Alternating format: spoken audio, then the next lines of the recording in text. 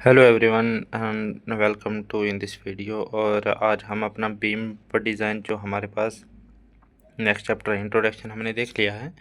तो जो next chapter है वो हमारे पास आ जाता है बीम पर डिज़ाइन।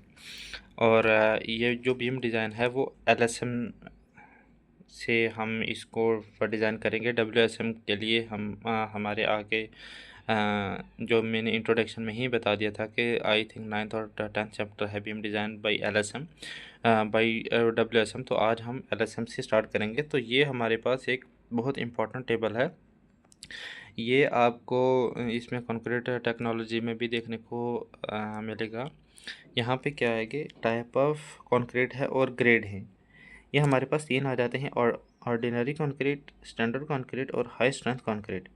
ऑर्डिनरी कंक्रीट के अंदर आता है M10, M15, M20। स्टैंडर्ड के अंदर आता है M25 टू M60। और हाई स्ट्रेंथ कंक्रीट के अंदर आता है M65 टू M100। यहाँ पे डायरेक्ट क्वेश्चन आ जाता है कि ऑर्डिनरी के अंदर कितने ग्रेड हैं। तो इसमें 3 हैं, स्टैंडर्ड में 8 हैं और हाई स्ट्रेंथ में भी 8 हैं। इम्पॉर्टेंट नोट, ये क्वेश्चन PYQ के अंदर आया हुआ है। मैं आपको डायरेक्ट PYQ के क्वेश्चन भी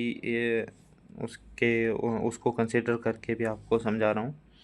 M60 जो ग्रेड है वो shift from high strength to standard concrete amendment 2019 में जो हुआ था, वो जो M60 है वो 2019 से पहले हाई स्ट्रेंथ के अंदर था। तो इसके अंदर इसमें 7 थे और इसमें 9 थे। बट 2019 के अमेंडमेंट के बाद जो M60 है वो शिफ्ट कर दिया यहाँ से यहाँ पे। तो अभी यहाँ पे भी 8 हैं, यहाँ पे भी 8 हैं और यहाँ पे 3 है। ये एक इम्पॉर्टेंट टेबल है जो आपको अपने नोट्स के अंदर लिख भी लेना। आई होप आपको मेरे जो नोट्स हैं वो समझ आ रहे होंगे, इजी टू अंडरस्टैंड है। और ये अगर आप कोचिंग भी ले रहे हो तो आपको वहाँ पे भी सेम कंटेंट मिलेगा। वहाँ पे 2-2 3-3 घंटे के लिए जो लेक्चर होते हैं मैं उनको रिड्यूस करके 10-15-20 मिनट की वीडियो के अंदर दो लेक्चर जो आप 3 घंटे 4 घंटे पढ़ के और जो कोचिंग के अंदर पेमेंट वगैरह करके भी आपको सेम नोट्स मिल जाएंगे जो मैं आपको फ्री ऑफ कॉस्ट प्रोवाइड कर रहा हूँ। यहाँ पे नेक्स्ट हम अब देखते हैं जो हमारा बीम डिज़ाइन तो स्टार्ट हो गया है। वहाँ यहाँ पे एक इम्पॉर्टेंट नोट है जो एग्ज़ाम में डायरेक्ट क्वेश्चन आ जाता है कि जो कैंटिलीवर बीम है उसकी जो रेनफोर्समेंट है वो प्रोवाइड की जाती है अबव न्यूट्रल एक्सिस। ये कैसे हो रही है ये मैं आपको थोड़ा सा इधर समझा देता हूँ। हमारे पास ये कैंटिलीवर बीम है, इसके ऊपर यूडीएल लगा हुआ है, ठीक है। इसका जो क्रॉस सेक्शन बनेगा वैसे बनेगा, ये यहाँ पे फिक्स है। तो जब इस पर लोड ऊपर से लोड लग रहा है, ये इस पर लोड लगा तो ये ऐसे बैंड होगी,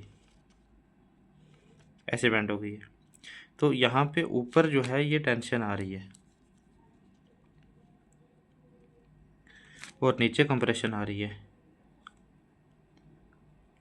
तो आपने ये कॉलेज में भी आपने देखा होगा, या डिप्लोमा या डिग्री जो भी आपने किया है, तो वहाँ पे आपने एक चीज़ पढ़ी होगी कि जो कंक्रीट है वो कंप्रेशन के अंदर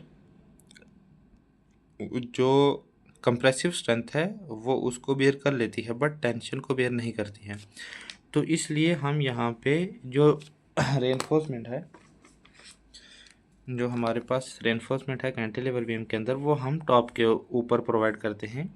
इसलिए कि जब इसके ऊपर लोड आएगा तो ये बेयर कर ले। यहाँ पे एक न्यूट्रल एक्सिस होगा। न्यूट्रल एक्सिस किसे कहते हैं? जहाँ पे कंप्रेसिव फोर्स या compressive stress plus tensile stress दोनों ज़ीरो होते हैं, उसको कहते हैं न्यूट्रल एक्सिस। तो कैंटिलीवर बीम के अंदर रेनफोर्समेंट प्रोवाइड की जाती है अबव न्यूट्रल एक्सिस। तो ये कैंटिलीवर बीम है तो इसके अंदर रेनफोर्समेंट हम टॉप के ऊपर प्रोवाइड करते हैं। If load is acting vertically downward, reinforcement provide vertically upward, reinforcement provide below neutral axis. For example एक कंडीशन है जो ये क्वेश्चन आया हुआ है एग्ज़ाम के अंदर। ये हमारे पास एक कैंटिलीवर बीम है, फिर से हम बना लेते हैं।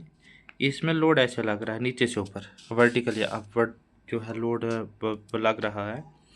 तो ये बीम ऐसे डिफ्लेक्ट होगी, ऐसे होगी ऊपर।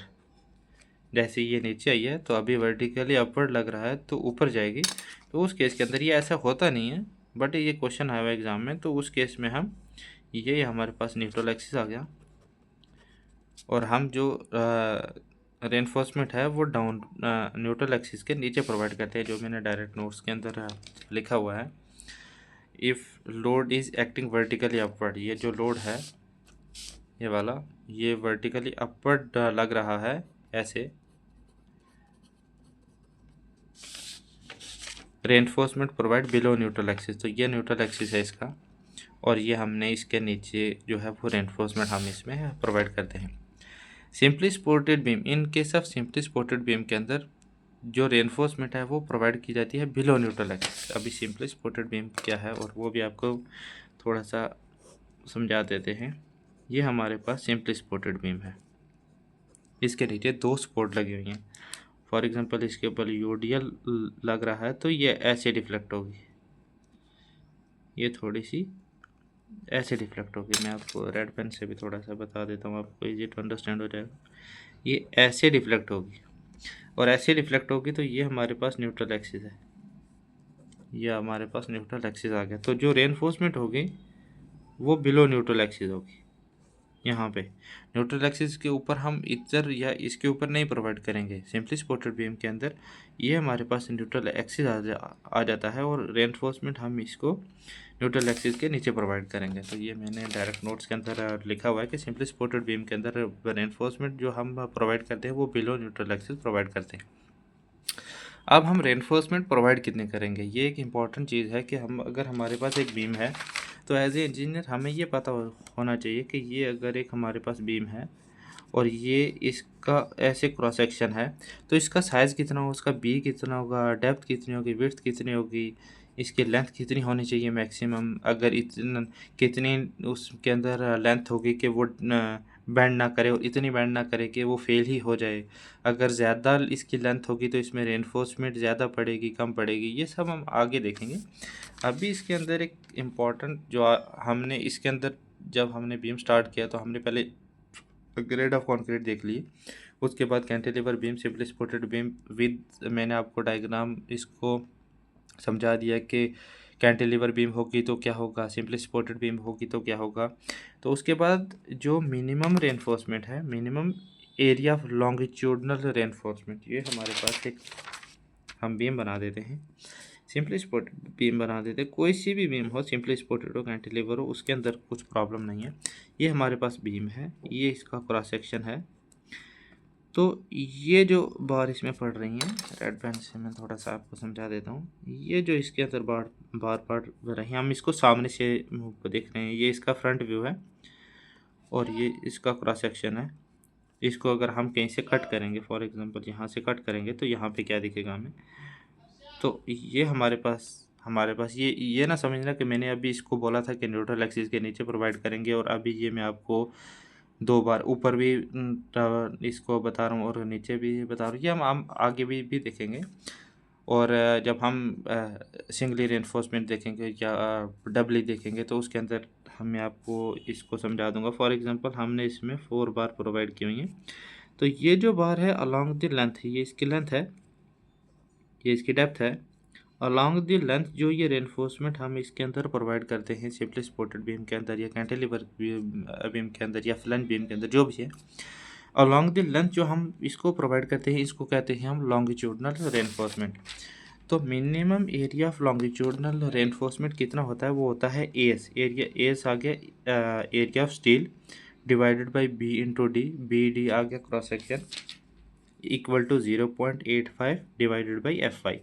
ये आई एस जो IS 456/2000 IS कोड है, जो मैंने आपको फर्स्ट लेक्चर में ही समझाया था, उसके पेज नंबर 47 के ऊपर जब आप IS कोड ओपन करोगे तो ये आपको फार्मूला मिलेगा। तो यहाँ पे हमारे पास ये जो हमने बीम बनाई, ये इसकी लेंथ है, ये इसकी डेप्थ है और ये इसकी विड्थ है।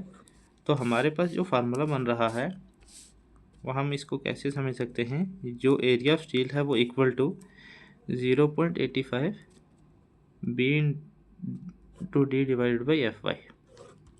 ओके, हमारे पास 0.85 है, एफ वाई हमारे पास है कि एफ वाई क्या होता है कि एफ वाई 250 होगा, 415 होगा, ये आपको डायरेक्ट ये इतना तो आपको पता ही होगा। ये हमारे पास ग्रेड ऑफ स्टील हैं जो रेनफोर्समेंट के हैं हमारे पास ग्रेड वो ये हैं। ये एरिया ऑफ स्टील है, हमारे पास बी भी होगा, हमारे पास डी भी होगा। किसी भी बीम को अगर हम डिज़ाइन कर रहे हैं तो हमने उसको हमारे पास उसकी डेप्थ भी होगी, विड्थ भी होगी, और ये तो हमें पता ही होगा कि हम कौन सा स्टील यूज़ कर रहे हैं। तो वहाँ से हम minimum area of reinforcement longitudinal में कितना प्रोवाइड करना है वो इस फार्मूले से हम निकाल सकते हैं। Value of EST minimum, area of steel जो मिनिमम है वो depend on only grade of steel.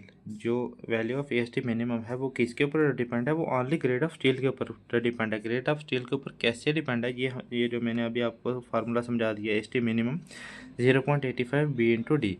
EST minimum के ऊपर कैसे डिपेंड है, बी तो हमारे पास वेरी करेगा, डी भी हमारे पास वेरी करेगा। किसी बीम के अंदर 300 होगा, किसी बीम के अंदर 380 होगा, किसी के अंदर 450 होगा, बट ये डिपेंड किसके ऊपर करेगा, only grade of steel. Grade of steel EST minimum is inversely proportional to grade of steel. इधर भी आप देख सकते हो कि ये इन्वर्सली, ये डिनोमिनेटर में है तो ये इसके इन्वर्सली प्रोपोर्शनल है। अगर यहाँ पे एरिया बढ़े, ये अगर हमारे पास बढ़ेगा तो एरिया कम होगा, अगर ये कम होगा तो एरिया बढ़ेगा, तो ये इसके इन्वर्सली प्रोपोर्शनल है। अभी ये इन्वर्सली प्रोपोर्शनल कैसे है और इसकी वैल्यू कैसी वेरी करेगी वो हम इस टेबल के अंदर देखते हैं। अगर हम Fe250 यूज़ करते हैं तो उसके अंदर जो हमारे पास ये पूरी वैल्यू आएगी 0.85। अगर आप इसको डायरेक्ट कैलकुलेटर से ही कैलकुलेट करोगे ना तो 0.85 डिवाइडेड बाई 250 अगर आप यूज़ करोगे तो वो 0.34% आएगा। 0.0034% बी इंटू डी आ जाएगा हमारे पास। तो वही मैंने लिखा हुआ है कि Fe250 अगर यूज़ करोगे तो इसकी डायरेक्ट वैल्यू आती है, क्योंकि हम अगर कोई SSC डे की प्रिपरेशन कर रहा है तो मेंस के अंदर शायद तो इसका थोड़ा सा एक्सप्लेन करके थोड़ा सा आ जाए कि मतलब इसकी थोड़ी सी और कैलकुलेशन आ जाए, बट CBT 1 के अंदर या स्टेट एग्ज़ाम के अंदर डायरेक्ट वैल्यू आएगी कि Fe250 के लिए EST मिनिमम की वैल्यू 0.34% टू BD होगी। Fe415 के अंदर 20% होगी, Fe550 के अंदर 17% होगी, 0.17 है। ये सिर्फ डायरेक्ट 17 नहीं 0.17% होगी। आप डायरेक्ट कैलकुलेटर से भी इसको कैलकुलेट कर सकते हो। Fe500 के अंदर 0.15% इंटू BD होगी। अभी ये हमारे पास हो गया, हमने पहले बीम देख ली, उसके बाद लॉन्गिट्यूडनल रेनफोर्समेंट देख ली मिनिमम, उसके बाद उसकी मिनिमम की वैल्यू कितनी होगी। अगर ये हम इसको देख सकते हैं कि अगर ये हमारे पास 250 ये वैल्यू कम है तो इस इधर से 0.34 है, तो अगर 500 है तो इसकी वैल्यू कम होगी, क्योंकि अगर हम ग्रेड ऑफ स्टील इंक्रीज़ कर रहे हैं तो वो इन्वर्सली प्रोपोर्शनल है एरिया ऑफ स्टील का, तो अगर ये बढ़ेगा तो ये कम होगा।